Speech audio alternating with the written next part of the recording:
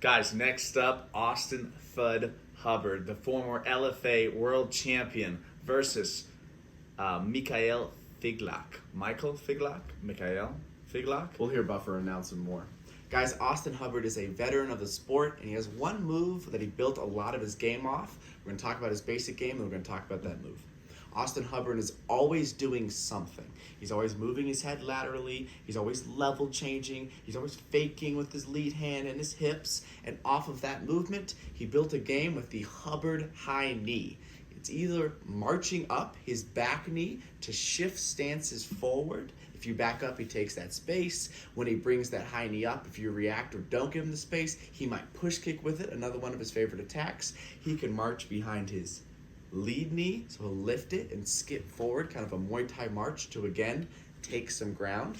He'll fake his level change. If you level change with him, he can bring up that rear knee to hit you on the chin. When he fought Mark O. Madsen, an Olympic wrestler who was trying to be all over him with the wrestling multiple times in that fight, he was looking for that knee. He landed it a couple times and ended up breaking Mark O. Madsen's jaw with it.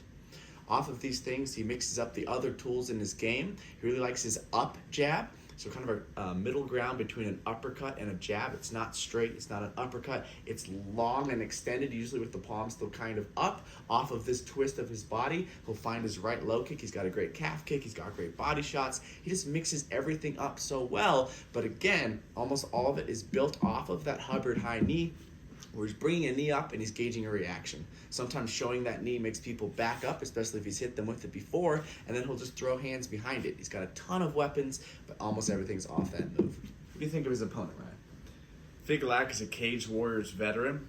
He really likes to pressure people and look for simultaneous counters. While they're throwing back at him, he's slipping and ripping. He's parrying and throwing back. He's coming over the top with a right hand, timing some low kicks, stays in people's face, and really pressures them down. That's the majority of his game. He's got some slick grappling as well, but I would say primarily he's a striker. He failed in his debut. He lost to Ferocian by decision, but looked decent. This is his second time out. How do you see this fight playing out? You know, I think this one's going to be a little bit like the Max Roskop fight. A lot of times in Hubbard's fight, it feels like he has to survive the initial part of the fight. I think Michal is going to come out super hard, maybe even take the first round. I think Hubbard is a survivor and a veteran. I think he can weather that storm, mix in some grappling, show some of his well-rounded skills, chop the leg, hit the body. I think Thud Hubbard can take this over late. I got Austin by decision.